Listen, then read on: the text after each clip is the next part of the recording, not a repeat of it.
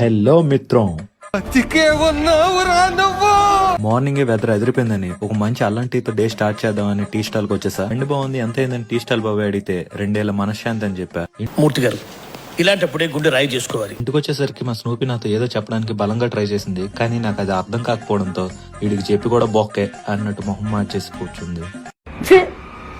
ఎందుకురా నీకు ఏసి బతుకు, ఎందుకురా నువ్వు బతుకుతావు? ఎవ్రీడే మా షాప్ దగ్గర 30 రూపీస్ బోని వేయిందే వీడికి డే స్టార్ట్ అవ్వదు. One and only regular customer.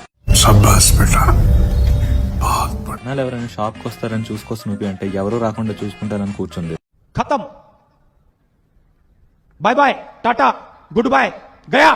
Last Sunday వచ్చాను పందిరి దగ్గరికి, మళ్ళీ ఈ ట్యూస్డేనే వచ్చాను. ఈలోగా మా కుర్రోళ్ళందరూ చాలా కష్టపడి పందిరి మొత్తాన్ని మార్చేసి ఒక మంచి లుక్ నైతే తీసుకొచ్చేసారు. భాయ్ మజా ఆయా. విగ్రహం తీసుకురావడం కోసం కాలేజీని త్యాగం చేసిన మహానుభావుడు. అరే, చదువు మీద దృష్టి పెట్టి అయ్యవయ్యేస్ ఏదో ఒకటయ్యి దేశాన్ని ఉద్ధరించరా. కానీ దారిలో వర్షం పడిపోతుందేమో అని పరద పట్టుకున్నాం. మా వాళ్ళు ఇంకా స్మార్ట్ గా కర్రలు కూడా పట్టేశారు, ఎందుకంటే దారిలో పందిరేసేద్దామని. అదే సాలే తబీ మాఫ్ కన్నా గుస్సే. ఈలోగా కుర్రోళ్ళందరూ వచ్చారు, ఆటో ఎక్కేసాం. ఆటో వెళ్తున్న కొద్ది అంతా ఎంజాయ్ చేసుకుంటూనే వెళ్ళాం. ఎక్కడ కూడా కొంచెం కూడా బోర్ కొట్టలేదు. నేను కూడా మీతోనే నిలబడతాను రా అంటే వద్దు, కింద ఉంటే మట్టేస్తామని పైకి ఎక్కించేశారు.